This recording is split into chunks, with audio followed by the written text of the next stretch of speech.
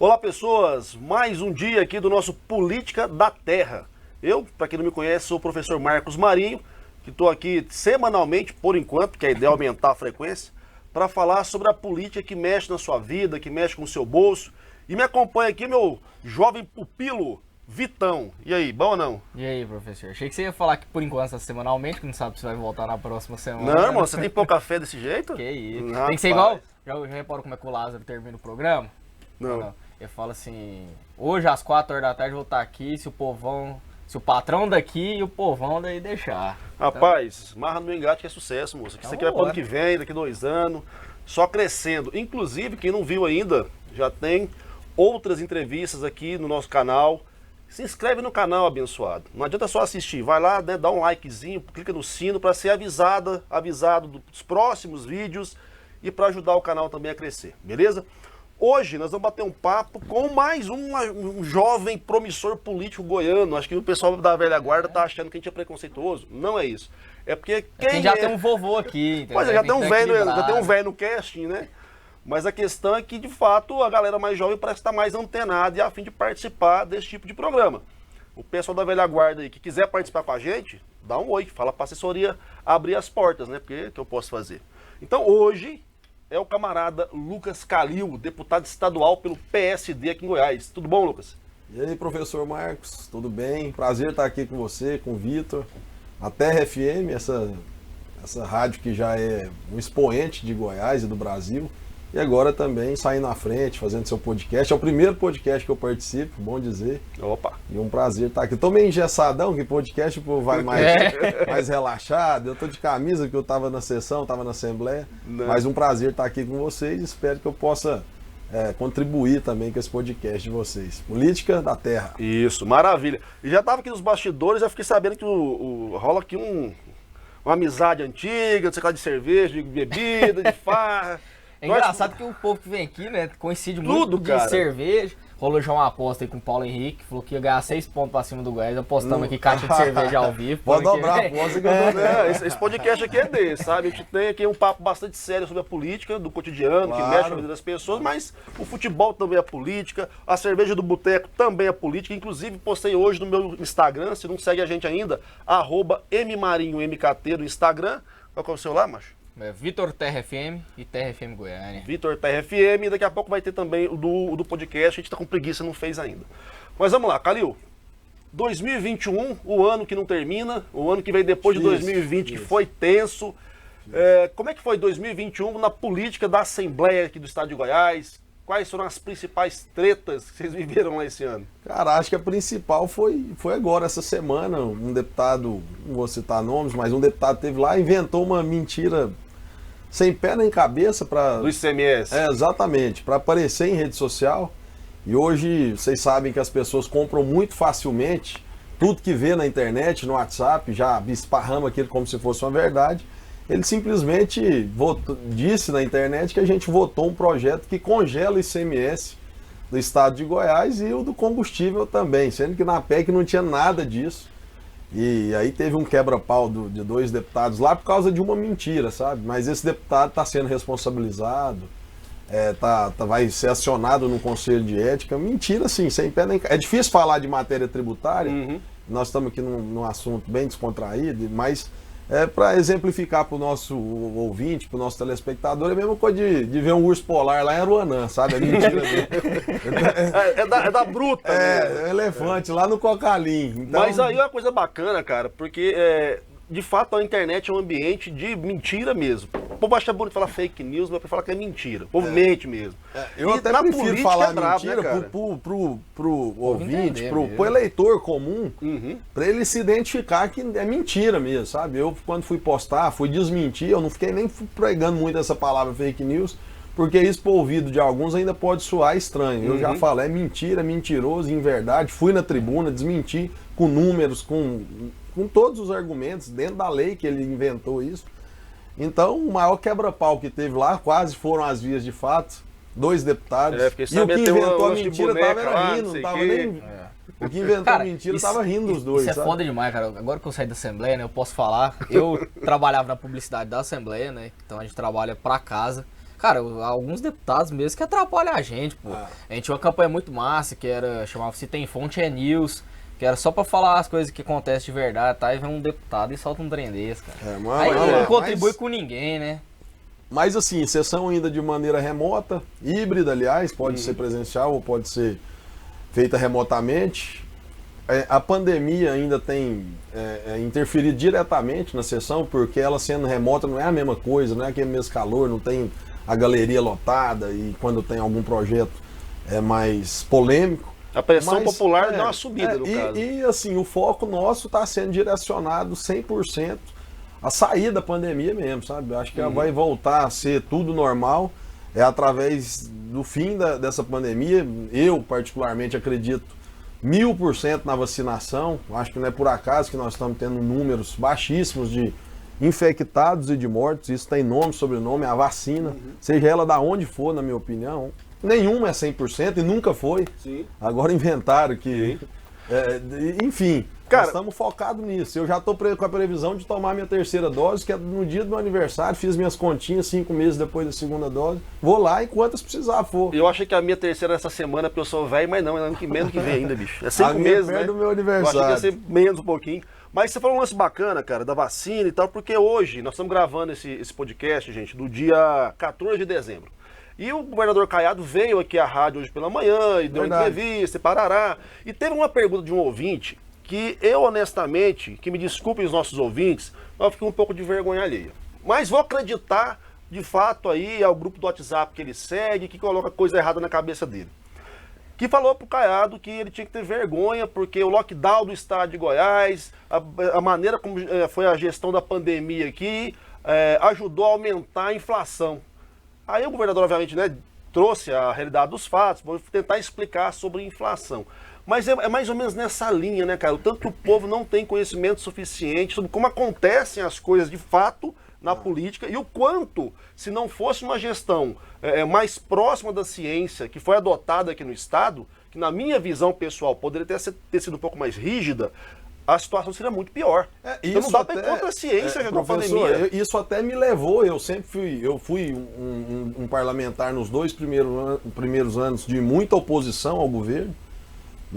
E essa questão da pandemia, a forma que foi gerida pelo governador, me aproximou dele, sabe? Eu acho que é uma doença que se sabe pouquíssimo.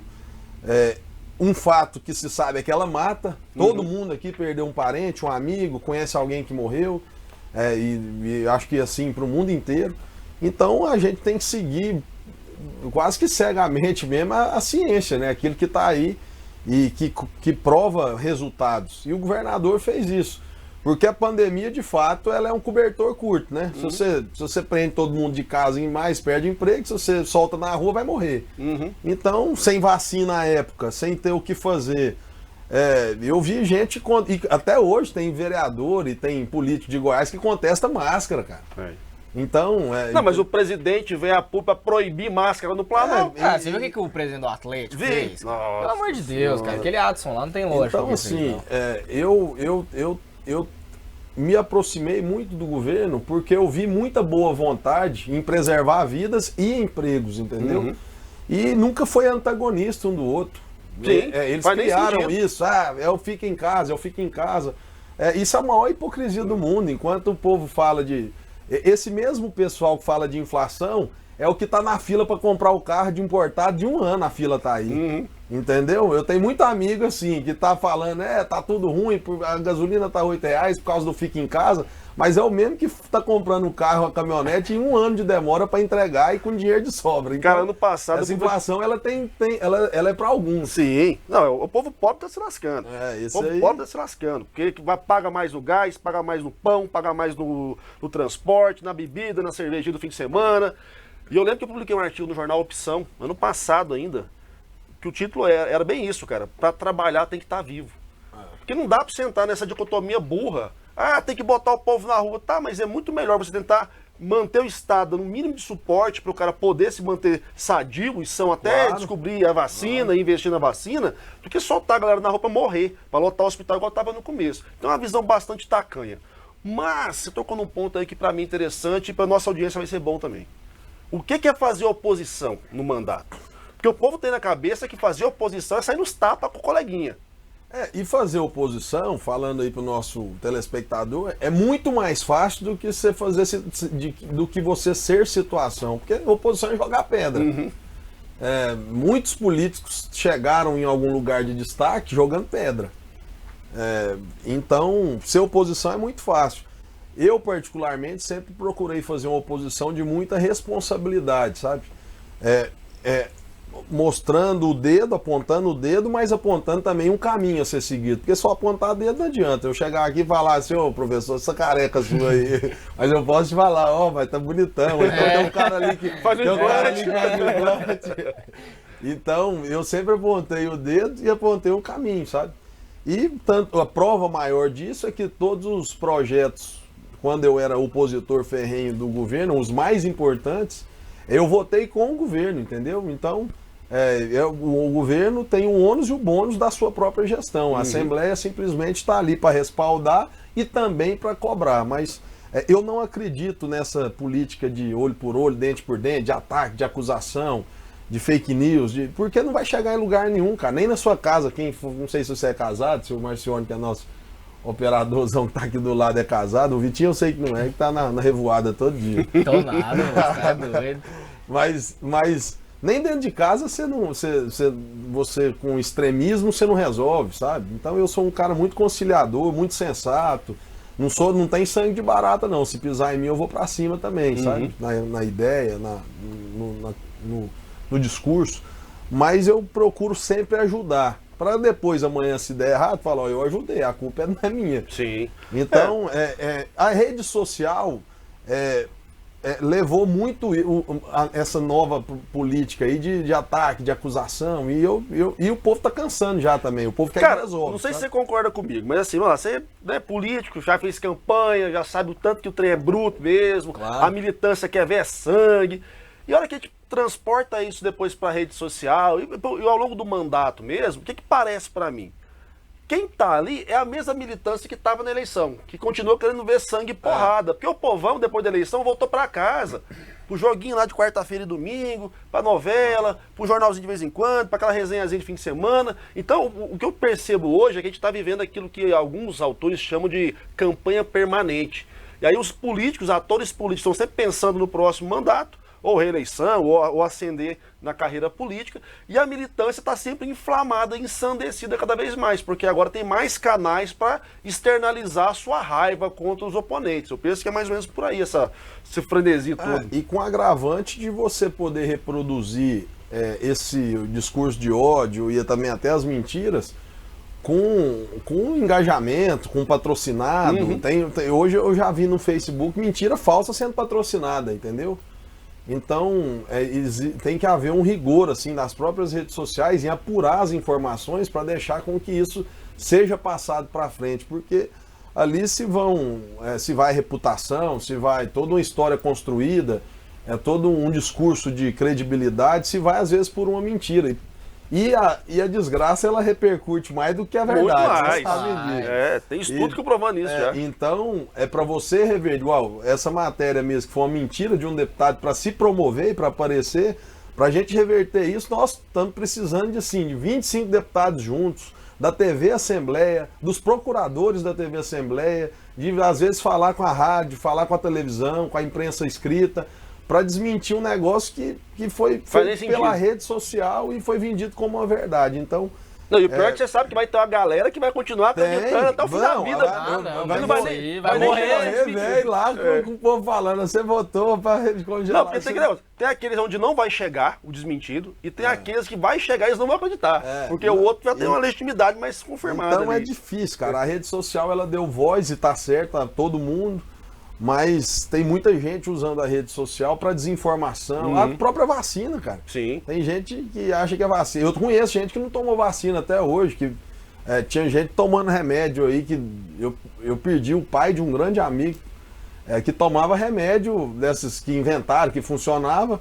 Eu não pego. É pra bactéria, sei lá pra quê, pra pior. Parasita. Ele tomava, morreu, tá morto, tá debaixo do caixão. Então, São histórias que são vidas interrompidas. Isso é um crime, cara. É uma vida que se perdeu por causa de uma mentira, de uma mal contada.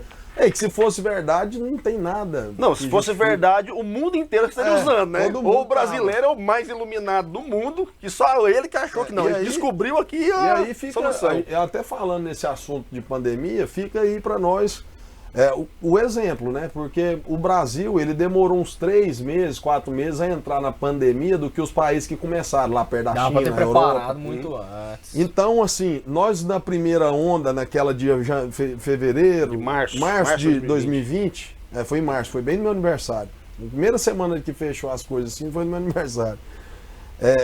Lá já dava pra gente ter feito alguma coisa de precaução, de testagem rápida em massa, que não foi feito porcaria nenhuma, máscara para todo mundo. Até fechamento de aeroporto, que agora não está sendo feito, inclusive, com essa variante nova. O mundo inteiro fechando e o Brasil... E nós também podemos ir para uma segunda onda com essa Ômicron, e até agora também todo mundo falando de carnaval. Para mim, o governo Bolsonaro ele quer patrocinar o carnaval do Covidão. Porque se deixar aberto, bicho, a galera vem pra cá. O cara não pode ir pra lugar nenhum que tenha um governo decente. Vai pra onde? Vamos fritar no Brasil, passa comida pra galera e beleza. E tá muito claro em algumas pesquisas, ainda que prematuras, que a terceira dose, a dose de reforço, ajuda muito na Ômicron. Então, quem estiver nos assistindo aí, moçada, carimba. Bora no Brasil, cara, é que tem gente que não tomou nem a segunda, né, cara? Isso é um negócio que não tomou a primeira, cara. Eu conheço gente que não tomou a primeira. Isso é tão maluco que não é uma questão de informação. Porque eu ouvi um relato de uma dentista, que era minha dentista, que o pai dela não ia tomar, o pai dela que é médico, por conta daquela história de que tinha o chip da China. Eu falei, Jeová, o que tá acontecendo nesse mundo, a gente brincou numa turma nossa, turma lá do Goiás, tem um cara que não tomou. Eu falei, cara, você vai pro estádio, você bebe uma cerveja, o cara leva pra você não sabe nem de onde que vem, você vai me soltar que você não sabe se é vacina. Ah, não, sem pelo falar, amor de Deus. Pelo amor de Deus. Os caras vão me soltar uma dessa. Eu falei, irmão, você toma coisa muito pior aí, filhão. Toma esse trem logo, vamos seguir a vida. Mas vamos lá. Deputado... tá aí na luta, tá tentando fazer seus projetos de lei, tá lá fazendo oposição, hora ao governo, hora dando apoio, parará. Mas e aí?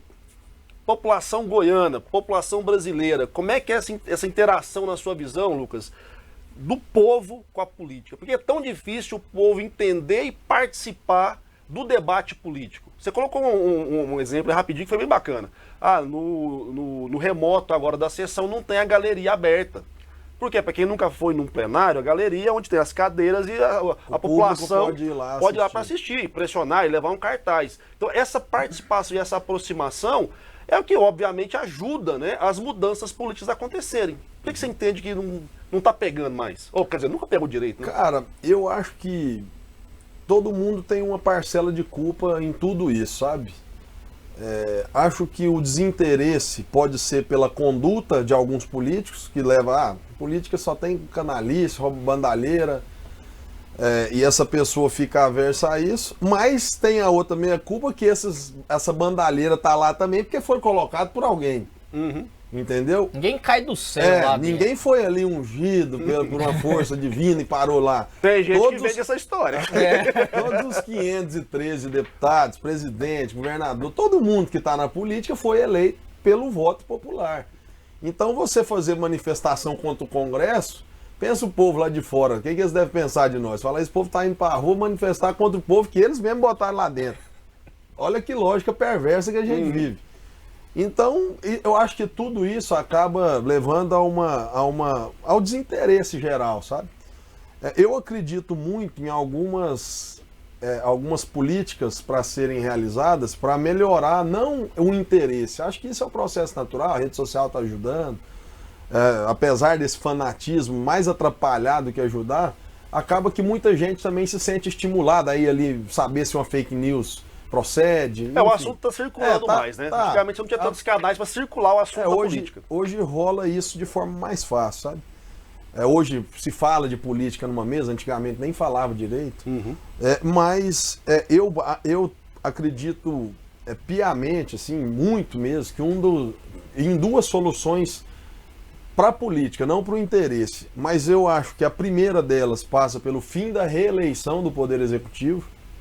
para não gerar o populismo, para não ser realizado matéria que vai comprometer o orçamento do Estado, que vai comprometer o futuro governante. Eu acredito que o fim da reeleição para o Poder Executivo é determinante, até porque o povo para de dar personalismo para político. Hoje ninguém quer saber quem do Lula e do Bolsonaro. Eles querem ser Lula ou querem ser Bolsonaro, entendeu? Uhum. E brigam e morrem por aquilo. Se você defender o Lula, você é bolsominion. Se você defender o Bolsonaro, você é petista. Se você falar mal dos dois, os dois batem no você. Então tá Aí você é isentão. Aí você é isentão e não presta. Então, eu acho que acabar com essa personificação do político, aquele cara que é o paizão de todos, eu acho que é bom para a democracia. Aí as pessoas vão parar de falar de nome e falar de projeto, de ideia. O Lula deixou um projeto que é esse, o sucessor dele é aquele. Se você quiser, aí você vai. O Bolsonaro da mesma forma. Mas você acha que não era necessário que tivesse, sei lá, um fortalecimento dos partidos, dos grupos sociais? Aí eu ia falar a segunda questão. Primeiro, fim de reeleição e outra. Não se administra nada com 40 partidos, pessoal. Nós temos 40 partidos, cara. Isso enfraquece demais, eu acho, a administração, o retorno que é dado para a população em serviço prestado, em obras, em contratação, em planos de carreira, porque tem 40 partidos. Você vai administrar uma cidade, vou dar um exemplo, uma cidade pequena, Mambaí, tem 40 presidentes de partido ali, e muitos deles estão nem aí para Mambaí, eles querem pegar uma secretaria para botar ali alguém, enfim, para fazer a política dele ali. E daria para ser feito tudo isso com, sei lá, 5 partidos, 2 de direita, 2 de esquerda, um mais ao centro, ou 6, 2 ao centro, um de extremo. Eu acho que essa reforma política e eleitoral, ela se faz muito necessária, entendeu? Para que a gente possa ter um retorno. E aí, eu acho que através do retorno que o político dá, que aí o povo vai se interessar mais. Eu tenho um exemplo de uma amiga minha que foi para a Inglaterra, ela falou que ela parou assim, na calçada do carro para comprar uma balinha, sei lá, uma cerveja, sei lá, um posto. Aí ela no carro com aquele espírito assim, é rapidinho, precisa pagar. Lá se cobra um pedágio para estacionar, como se fosse o cartão azul aqui. Igual aqui. Mas aqui todo mundo tenta safar dele, né? Sair fora. E lá ela falando que os amigos dela ingleses, eles fazem questão de ir lá e pagar. Fala, não, eu vou lá, porque a gente tem retorno.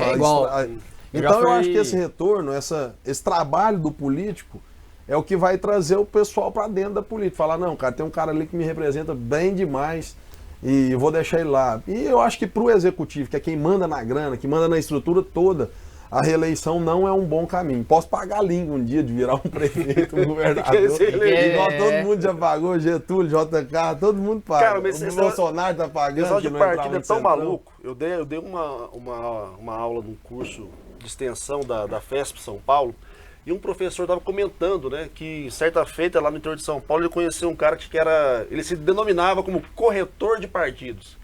Eu falei, pô, que porra é essa, velho? É simples, o cara ia lá na cidade, você queria ser candidato. E assim, né, como já falamos aqui no podcast, quando você quer ser candidato a executivo, você não chega e vira candidato, tem todo um rolê de ir no partido, se aceito. Tem a liderança do partido, que já tem os caras escolhidos e bababá. Então você quer ser candidato a prefeito da cidadezinha lá no Caixa Prego. O que você faz? Uai, você precisa de um partido. Eu tenho aqui vários partidos a te oferecer. Você me paga, a gente monta o partido aqui, você vira presidente desse candidato. Olha a loucura que é o nosso sistema partidário no Brasil, brother. Hoje muitos partidos viraram pequena empresa mesmo. Está ali para fazer uma negociata depois com o prefeito, com o governador. E assim, eu sendo muito claro, eu não sou contra, de forma alguma, você pôr amigo, parente seu que te ajuda na política em alguns cargos. Não, zero. Não sou não. Sendo bem sincero, até porque a hora que vai hora que de agarrar no chifre do boi, quem está do seu lado é muita gente que é próxima. Igual aqui na rádio, você vai herdar o que você tem paixão nisso aqui, igual a política tem também. Mas a partir do momento que vira um fisiologismo ali mesmo, a política para servir, para trabalhar para um partido, para ter grana, para arrumar uma secretaria, para depois... Aí eu acho que a reeleição e esse número de partidos prejudicam demais a nossa democracia. E tem outros pontos desse ativismo político, às vezes, do Poder Judiciário, que também está quebrando com tudo. Enfim, tem muitos outros pontos. E a própria omissão da população também é formidável. Acho que Acho que matéria, ensino político, assim, tinha que ser, ciência política tinha que ser dada para criança, já desde menino. Ele sabe. Hoje eu te garanto, professor, que muita gente não sabe o que é uma função de um deputado, de um vereador, não sabe. Não é só isso, não. Conta pela aí. O professor me deu aula e eu até brinco com o professor, falo assim, professor, as primeiras aulas eu não assistia não, porque eu que entendo alguma coisa, o povo não sabia que tinha 3 poderes. O cara tá formando na faculdade. Muita gente acha que um político ele tá ali para dar uma cesta básica, para dar um botijão de gás, para resolver um problema na área da saúde. Ninguém sabe que o político tá ali é para legislar. Eu digo o legislador e os deputados, o senador e o deputado estadual e vereador, né? Uhum. Então, mas vamos lá. Você falou dos partidos, ok. Só que a gente tem também um outro problema, né? Como é que a gente vai peneirar para ver o que presta e o que não presta? Porque atualmente está no PSD. O PSD que é um partido fundado pelo Kassab, um partido que não é tão antigo, que ele teve um desaparecimento, depois parece que o Kassab pegou e ergueu ele de novo. E é um partido que tem feito um trabalho de articulação brutal. Eu falo do Kassab direto, porque é o cara que hoje, para mim, é um dos que mais entende de fazer política em nível de articulação. Político nato. E aí eu fico pensando, cara, nós vamos usar qual régua para medir quem fica e quem sai? Porque essa cláusula de barreira, como ela foi já colocada, tá fazendo isso também, mas né? Tá, cara, eu acho que ela foi colocada de uma maneira muito assim, na sacanagem, para eliminar quem você não quer foi de cima para baixo. Totalmente. Né? Foi para extinguir mesmo os partidos pequenos, para asfixiar eles, para eles se juntar e virar fusão de outros partidos com a federação que agora para essa eleição agora. Que eu acho que não cola. Eu também acho que não. Depois de 2 anos vai dar um problema. Eu acredito também que talvez a proporcionalidade eu gosto, sabe? Eu já fui eleito com proporcionalidade, já fui eleito de forma majoritária, assim, entre os 41. Então acho que talvez o distritão misto seria uma saída para igualar. Agora, sobre os partidos, eu acho que a hora que fizesse a porca parir, seria dividido por ideologia mesmo, sabe? Até porque a base de um partido é o que ele pensa ou é um partido mais trabalhista, é um partido liberal, um partido conservador. Aí tem partido da mulher, tem um partido social cristão, partido social democrata. Pois é, mas aí tem o partido verde, aí tem. Então eu acho que dá pra misturar um pouco e muita gente vai cair a hora que soltar as bolinhas. Porque eu acho que tem vários de um mesmo segmento que dá pra você ir criando. Vou fazer um momento chato do podcast, um momento professor do podcast. Na verdade, você que tá assistindo a gente não sabe.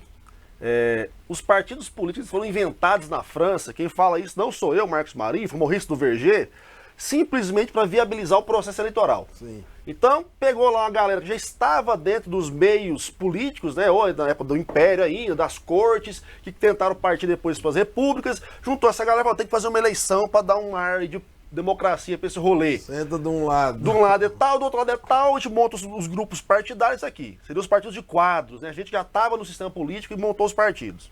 Nem tinha tanta ideologia, não, foi mais por geografia. Você tá de um lado é direita, do lado é esquerda. Sentava à esquerda a galera mais. Pronto. Aí depois começa a surgir os partidos de massa, que é o partido formado na sociedade, né? Que aí já vem de uma corrente mesmo, exatamente, né? Que aí tem uma linha mais ideológica. Exatamente. Então, assim, é complicado hoje a gente tentar olhar para os nossos partidos só na perspectiva da ideologia. Por quê? Igual o Brasil. E aí eu concordo com você na perspectiva de não precisa de tanto. Se bem que para mim a quantidade não é o problema é a dinâmica do partido. Eu vou explicar por quê. Bom, se eu tenho vários partidos do Brasil é porque hoje a gente já entendeu que aqui o partido funciona igual curral, velho. Se é o dono dos bois, se é o dono dos bois. Acabou. E os partidos no Brasil, eu já defendi isso várias vezes, são as estruturas menos democráticas da democracia. Não tem eleição para presidente, tem porra nenhuma. Se eu sou brother do Vitão, ele é dono do partido, é nós aqui, velho, acabou. Então, assim, o que eu penso do deputado é muito mais assim, qualificar. Então vamos estabelecer uma regra. Todo partido tem que ter eleição direta para os cargos diretivos, todo partido tem que ter, sei lá, uma divisão, uma cota para dar um pouco mais de pluralidade, porque eu acho que aí a gente consegue diminuir, porque a gente qualifica. Se deixar solto o jeito que tá, o distritão faria isso, né? Mas ele acaba também por privilegiar quem já está no exercício do mandato. Mas o distritão daria essa chance da pessoa disputar no partido que ela tem sintonia. Independente de onde ela estiver, se ela está entre os 41 para deputado estadual, ela estava eleita, sabe? Então eu acho que sim, a gente tem que fazer uma maneira de tirar a relevância dos partidos. Eu acho que o principal aspecto é mexer no bolso, né?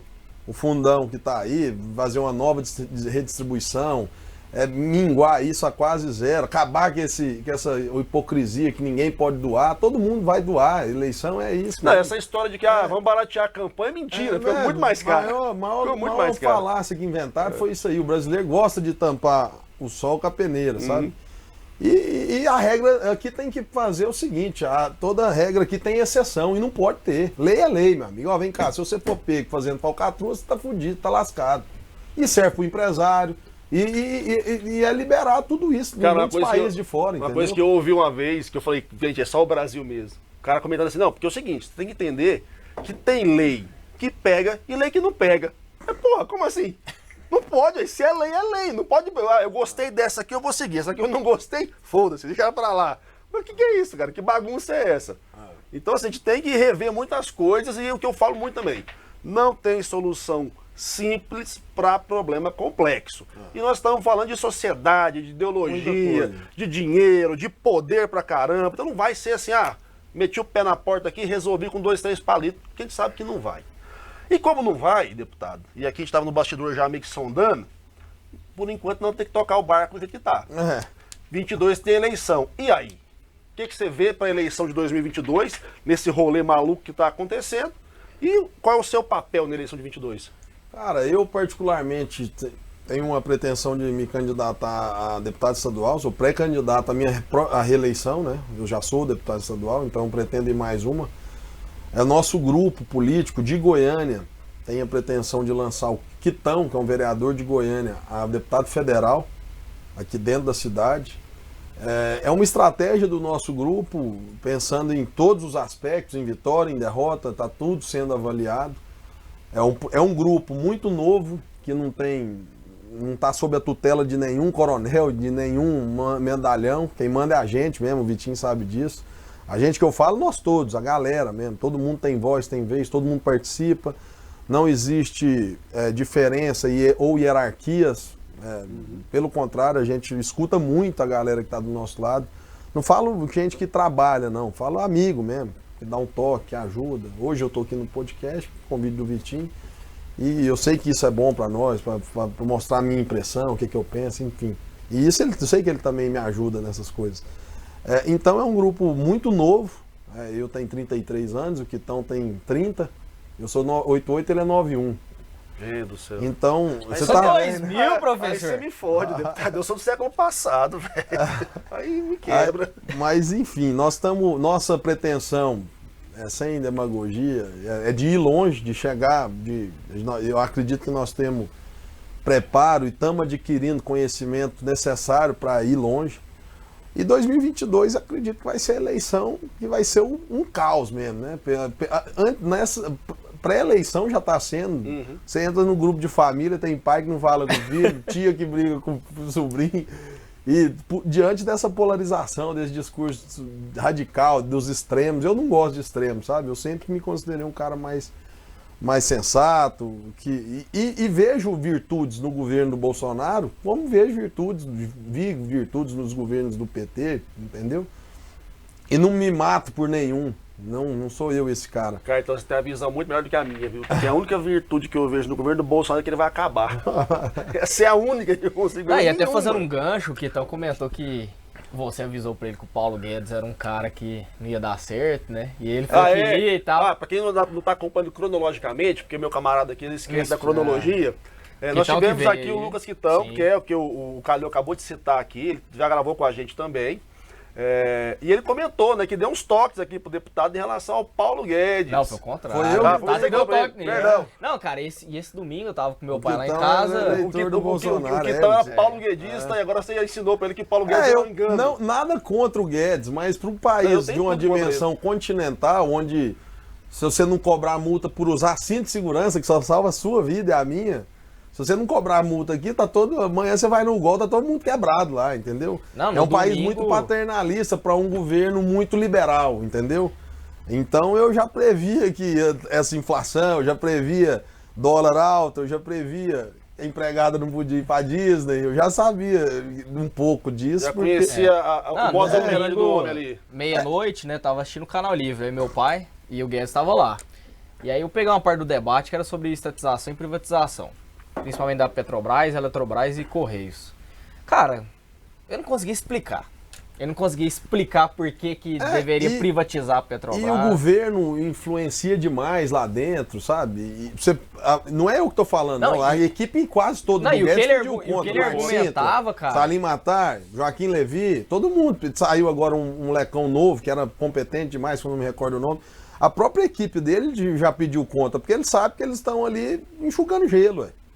Entendeu? Então não é um projeto econômico, nada, claro. Né? Cara, eu acho que um país que é quase que autossuficiente em petróleo e vender, e você pegar o Uruguai, por exemplo, e não produz, eu acho que nem produz petróleo, produz.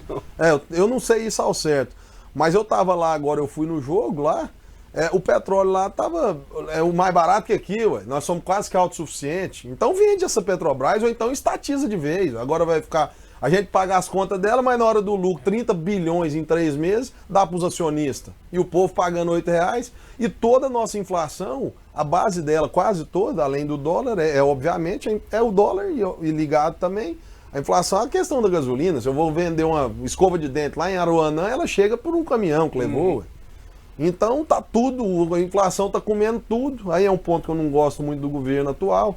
Tá tudo acabando, tudo arrebentado, eles estão querendo saber se o filho de super-homem é gay, se o banheiro é unissex, se a vacina é da China. E para mim, mais complicado ainda do Paulo Guedes, cara, que além dele ser de fato incompetente, porque eu falo que ele é incompetente, ele mente sem sentir. Ele falou agora que ele nunca disse que a economia do Brasil ia crescer em V. Tem vídeo do cara falando isso, brother. Esses caras são tão malucos, eles esquecem que eles gravaram o negócio. O ponto positivo que eu avalio, que é um de alguns ministros, sobretudo, alguns não, eu vou ser bem direto, eu gosto do Tarcísio, sabe? Da infraestrutura, apesar de todos os presidentes, a própria Dilma entregou o aeroporto de Goiânia, que é uma lindeza. Eu gosto do trabalho do Tarcísio, porque ele é um cara que não entra muito fácil nessa picuinha. Também, acho que ele é o menos espalhafatoso. Né? Eu acompanho ele é um cara centrado, ele vai ali, ele entrega a obra, capa o gato e ele põe pra andar, ele tá interessado em resolver, sabe? E eu acho que ele tá interessado porque ele dá conta de resolver. E os que estão lá inventando é porque não dão conta mesmo, entendeu? Acho que ele tem essa segurança, eu dou conta de resolver. E é por isso que ele tá indo bem. Acho que se o Tarcísio um dia, se eu pusesse aí ao Bolsonaro, ele daria um grande trabalho, igual o Moro vai dar. Eu não tenho nada a favor, enfim, eu não sou Moro. Porém, eu tô vendo muito voto do Moro, viu? Que é bolsonarista. Aí tem mais uma aposta também, né? Que você falou pro Quitão. Eu nem lembro mais se quer, inclusive. Quase, você falou que o Moro ia pro... Não, pois é, eu tô na leitura e ela tá complexa agora, mas eu tenho pra mim que a hora que o Moro entender como é que funciona o jogo político, ele expulsa o Bolsonaro do segundo turno. Eu acho que ele tem potencial para tirar a voto do Bolsonaro daqui pra frente. A minha opinião é simplesmente de palpiteiro, sabe? Eu tô falando porque muito bolsonarista daqueles doentes que eu tinha de amigo, hoje a maioria é Moro. Hoje só abrir uma enquete no meu Instagram ali, botar Moro e Bolsonaro, eu acho que dá empate ou Moro na frente, entendeu? E é o que eu tô falando, o Moro é um desses que... O Tarcísio seria um cara também que se um dia ele se opusesse a esse governo, ele daria um grande trabalho, porque ele de fato... Eu vejo boa vontade nele, eu vejo ele trabalhando, eu não vejo ele muito em polêmica. Quando faz coisa para agradar ali o chefe. Pra andar de moto sem máscara. Mas eu vejo esse ponto positivo dele, sabe? De tocar as coisas com seriedade, com altivez e fazendo acontecer. Eu gosto de resolver problemas, sabe? Cara, é o meu perfil e eu me simpatizo. Pra não falar que eu não vejo nada positivo no governo, eu vou falar assim, que tem uma parte do governo Bolsonaro que independe do Bolsonaro. E por isso que funciona algumas coisas, o país não quebrou de vez ainda. Esse pode ser o caso dele, porque ele sabe o que ele quer fazer e ele entrega, sabe? E é isso, mas... Eu não sou daquele que torce contra também não, sabe, o professor? Não, mas esse papo de torcer contra não é que se migrar pra mim não. Eu lembro dessa porra no começo de 2019, tô torcendo contra, vai se foder torcer contra, porque eu torcer contra o Palmeiras, falando que perdeu do mesmo jeito. Nada de torcer não. Mas eu não fico pisando em cima da desgraça assim não, sabe? Eu tenho que dar minhas agulhadinhas, até porque é difícil pedir voto pra mim já. Pensa se eu fosse começar a pegar a rejeição desse povo, que tá tudo rejeitado, sabe? Você tem razão. Hoje a classe política já tá assim, é difícil você falar, vota em mim, cara, me ajuda, eu sou um cara que trabalho pra caramba, não tem um processo, nem pra ser absolvido, nada.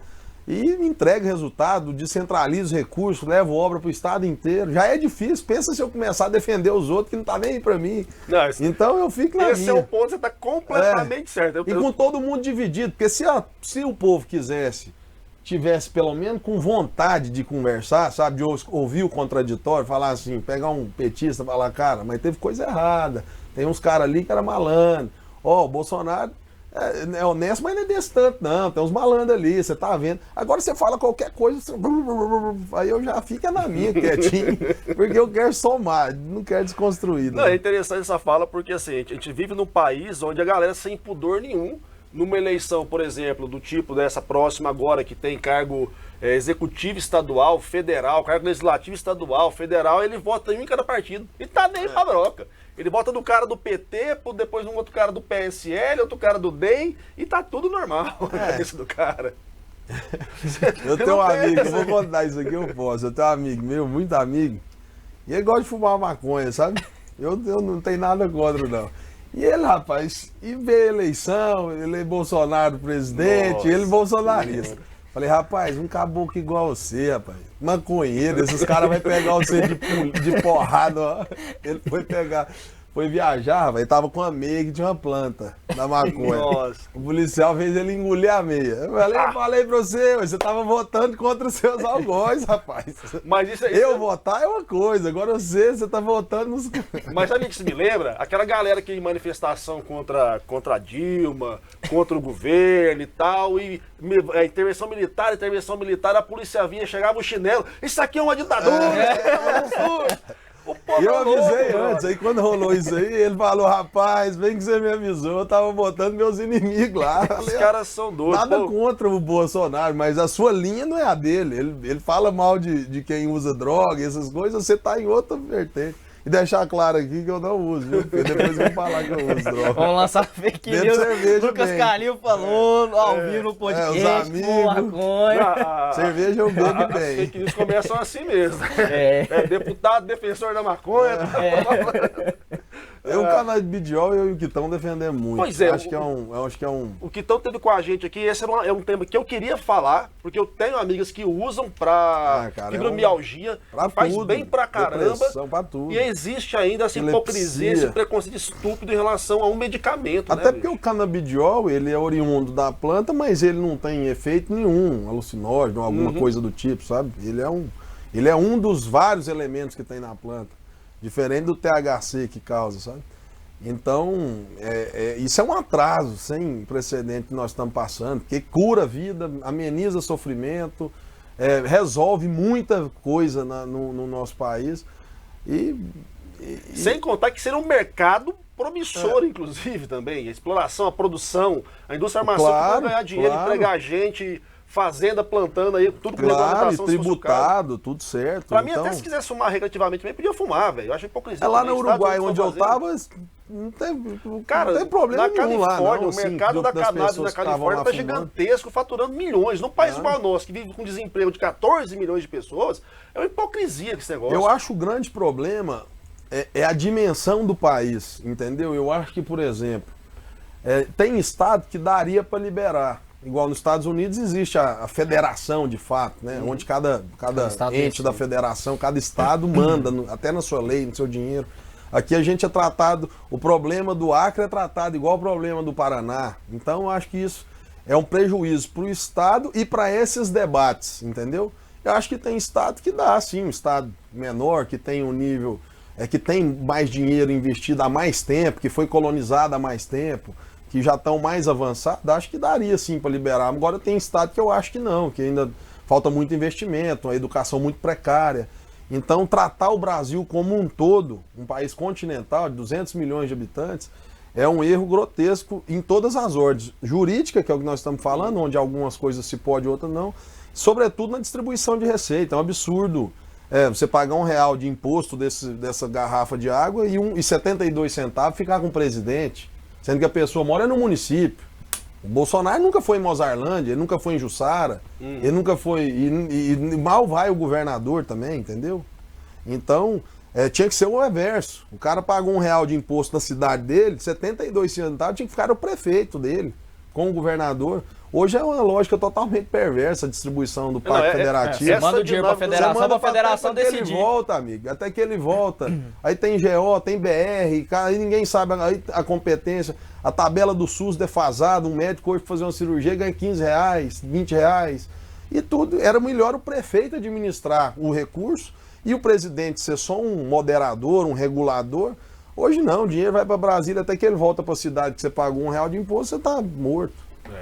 Essa questão do Pacto Federativo, que as pessoas às vezes não entendem, e aí também isso acaba, na minha leitura, vindo na esteira do desconhecimento dos processos políticos, como é que é a dinâmica, como é que você, vou fazer então vamos lá, vamos propor a revisão do Pacto Federativo. Para quem não conhece nada de política, deputado, como é que tem que ser feito isso? Quem tinha que fazer? Cara, pro povo. Isso aí, eu tinha muito ânimo, vou te falar quem foi a primeira vez que eu escutei alguém falar disso, foi o Paulo Guedes, que a gente estava criticando. Ele falou que faria toda a redistribuição, que escutaria tudo, Confaz, enfim, a trama toda, né? Que seria aprovado. Isso foi a minha primeira desilusão com o governo federal, sabe? Ele passou só aquela baba do calango. Ele passou a baba do calango, falei, cara, e obviamente tudo é feito em Brasília, toda decisão, ainda mais uma revisão de um pacto federativo que foi feito na ditadura, é bom se dizer, para centralizar o poder em cima do presidente, para asfixiar. E até hoje nós estamos vivendo essa asfixia. Você vê o tanto que nós estamos... Num presidente que é a favor da ditadura. E nós voltamos para lá, né? Tudo funcionando bem. Então, tanto que nós estamos discutindo e longe do ideal, sabe? Ninguém sabe. E igual você disse, acho que pouca gente sabe o que é o Pacto Federativo, a discussão tem que ser feita. Mas, enfim, eu estava falando do Guedes. O Guedes foi a primeira pessoa, e eu falava isso para muita gente, o primeiro cara que falar que vai fazer a reforma do Pacto Federativo junto ao Senado, ao Congresso, aos órgãos, enfim, a tudo, eu vou estar, e obviamente ao Poder Executivo, eu estou votando nele. E aí, rapaz, eu fui vendo que esse Guedes não ia me levar, sabe? Falei, isso aí é mais uma, daí não vou andar com o Centrão. Não, esse papo do Centrão, cara. Então, e não foi só o Bolsonaro que se vendeu a essa ambiguidade, de falar uma coisa e fazer outra, não. Acho que todo mundo, o próprio Lula, Dilma, FHC. Acho que para mim o pior ali é porque eles de fato, né, se arrogaram dessa... do vestal ali. Eu gostava do FHC, gosto, mas acho que eu ainda carrego essa... Como eu não gosto da reeleição... foi a coisa dele, né? E eu tenho... eu sou um leitor voraz da história dos presidentes do Brasil, sabe? Acho que se perguntar, eu sei todos e li a história de quase todos. E dava muito mais certo a época sem reeleição do que com. Salvo engano, um presidente foi reeleito, e olha que coisa gozada, rapaz. Que foi Rodrigues Alves, na República Velha, porque ele apostou em quê? Na vacina. Fizeram a revolta contra ele, que é a revolta da vacina, ele foi lá, vacinou todo mundo. Ele foi reconhecido 10 anos depois e foi reeleito. Ele não podia ser reeleito subsequentemente. E ele foi reeleito depois de 10 anos e morreu de gripe espanhola, eu acho. Salvo engano. Cara, ele vacinou todo mundo, foi reeleito, reconhecido. Então nós estamos vivendo o que nós já vivemos. Não, mas para mim o caso mais louco que você gosta dos presidentes é Getúlio. O cara que assume o poder por um golpe, depois vem no braço do povo, cara.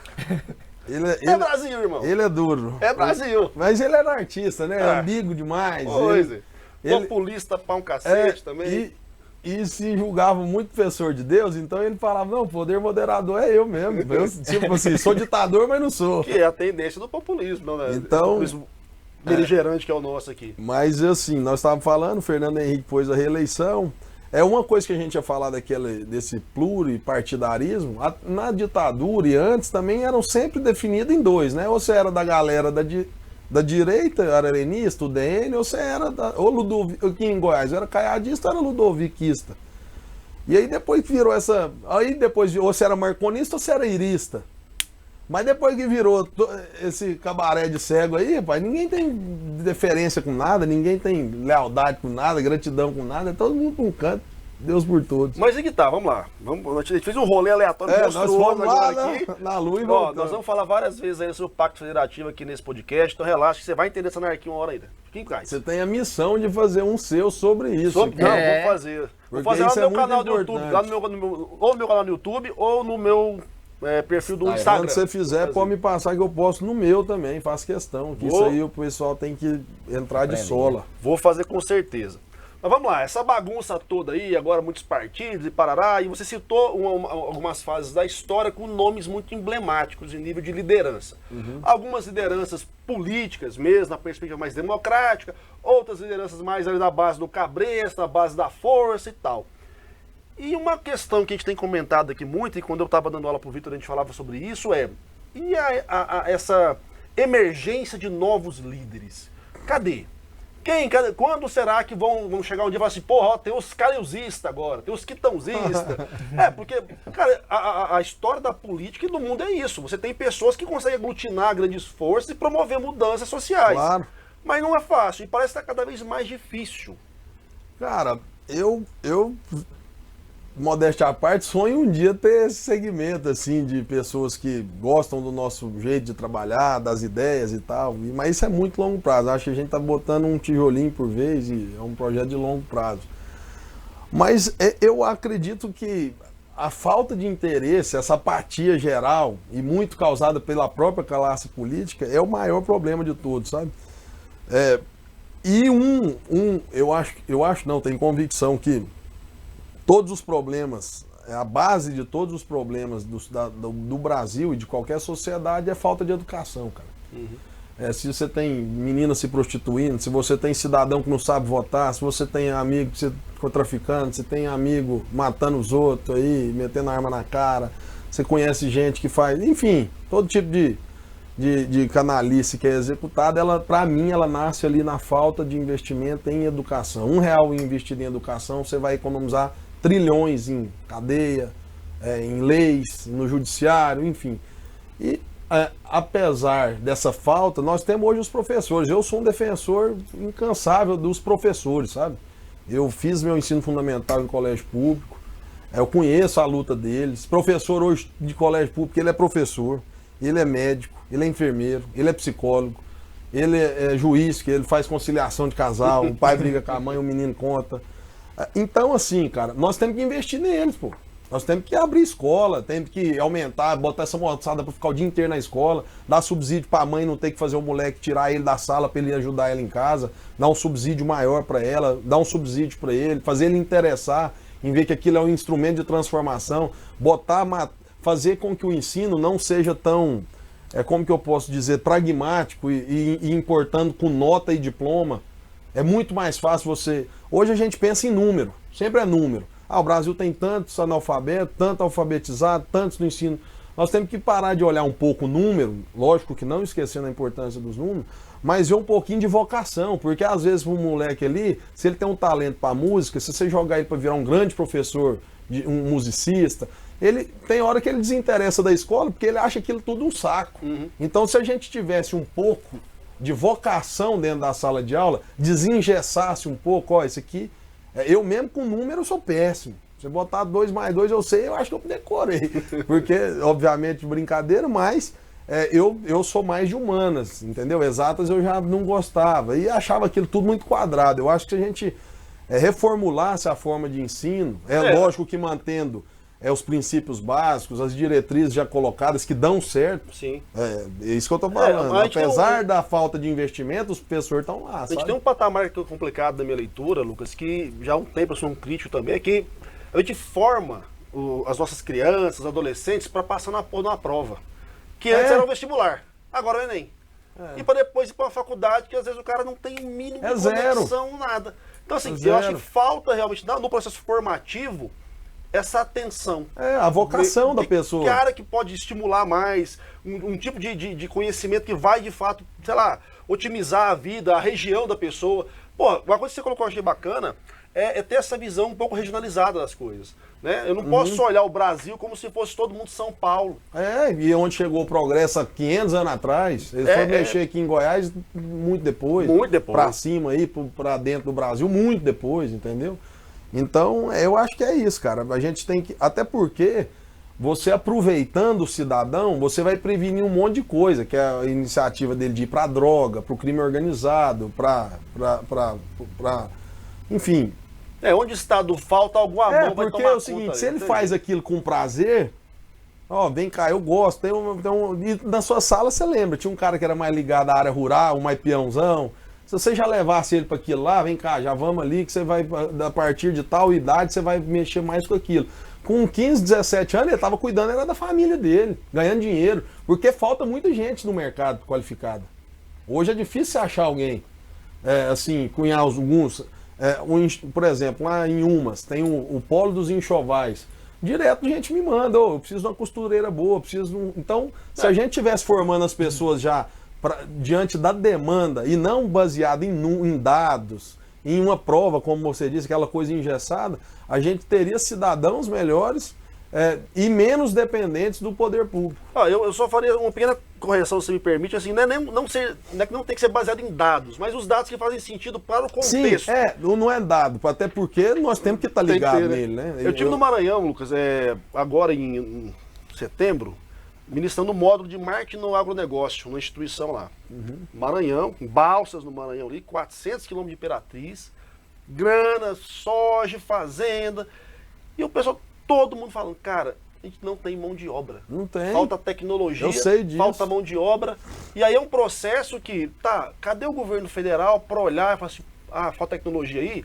Vamos meter mais torre aí para vocês terem internet nas fazendas, porque agora as colheitadeiras é tudo automático, irmão. É tudo ali por satélite. Vamos investir lá em qualificação no Cefet da vida, não é mais Cefet chamando, agora IFG. Os IF da vida, para formar essa mão de obra.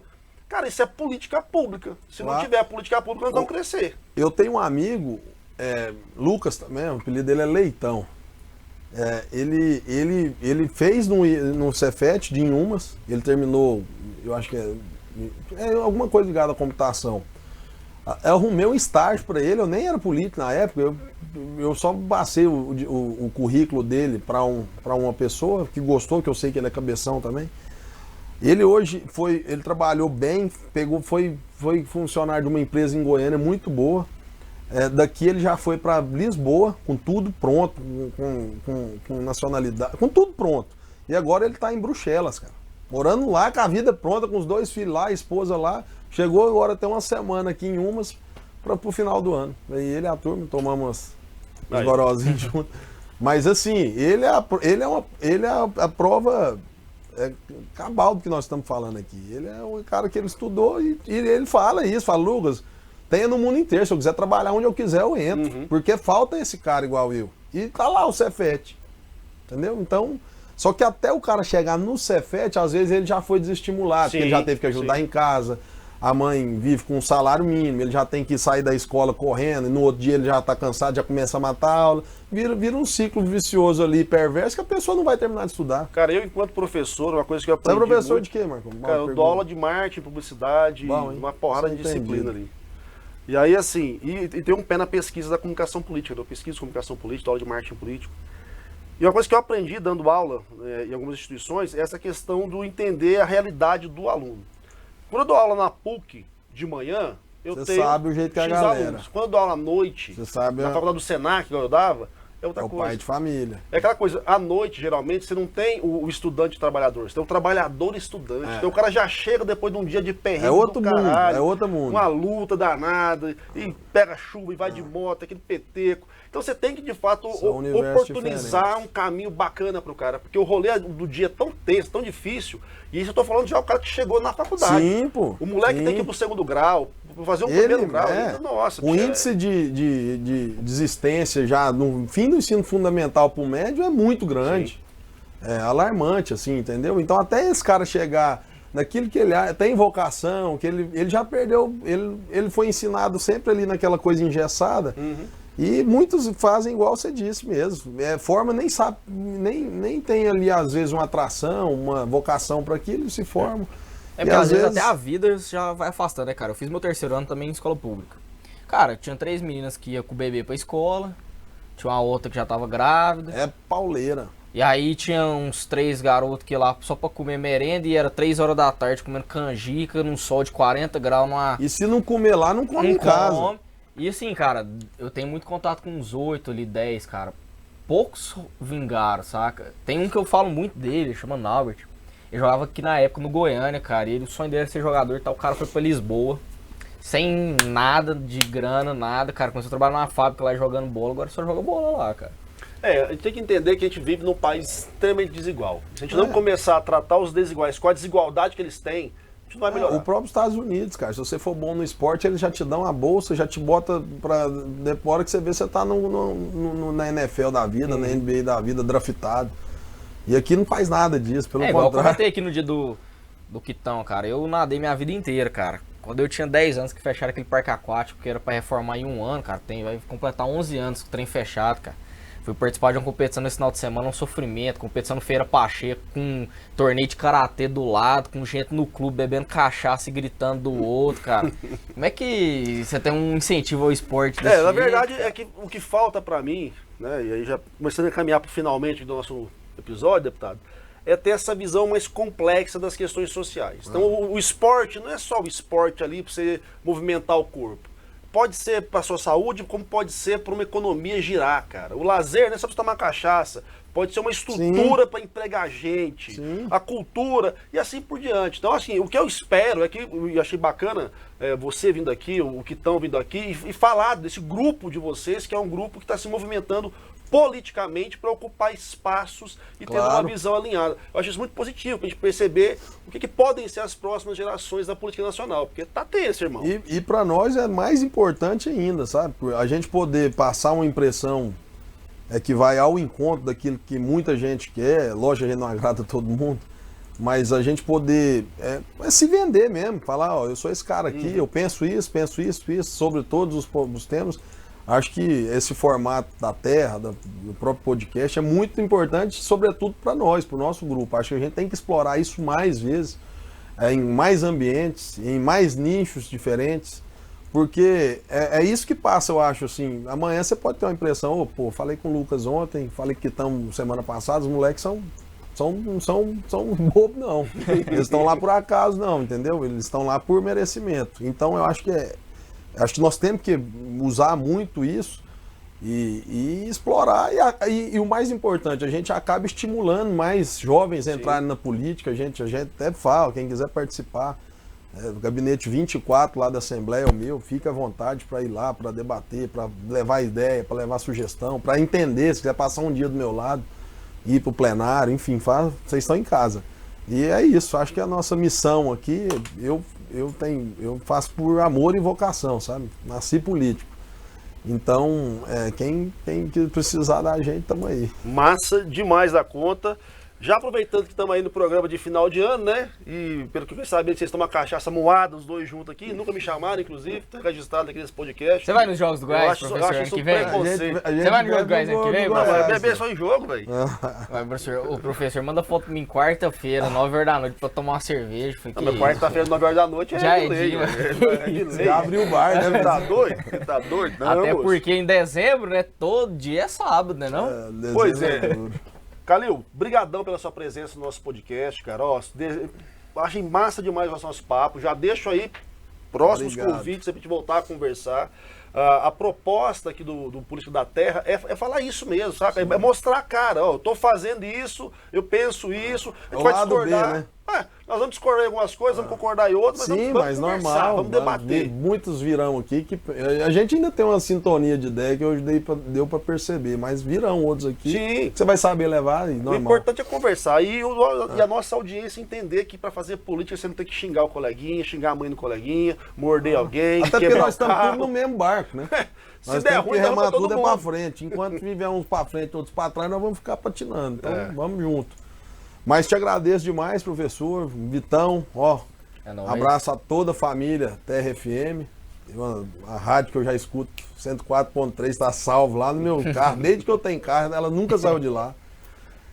E prazer estar aqui com vocês, participando do meu primeiro podcast, um dos primeiros de vocês, e espero voltar mais vezes, para agradecer. Marcione, que é nosso operador, tá aqui. Cara, Marciano é um bom cara pra gente investir pra política. Ele vem de uma cidade que tem 115 habitantes, 75 é da família dele. Aí, já é prefeito. Mas, é isso. Brincadeiras à parte. Foi muito gostoso estar aqui com vocês e sempre que precisar, estou à disposição. Feliz Natal, feliz Ano Novo. Se vacinem, vamos vencer essa doença juntos. Massa demais. E você que tá até o final e não deu like ainda, abençoado, dá lá um like pra gente, bota o sininho pra ser avisado do próximo da próxima entrevista. E outra, Spotify. Às vezes você tá de boa no carro lá, dando aquele rolê, ou tá trabalhando, quer dar um migué no chefe. Spotify tá lá, o nosso Política da Terra. Beleza? Então, mais uma pra conta. Valeu, Até a professor. próxima. Bom fim de ano aí, galera. Valeu. Bebe com cuidado, miséria. Não vai dirigir bêbado não, miserável.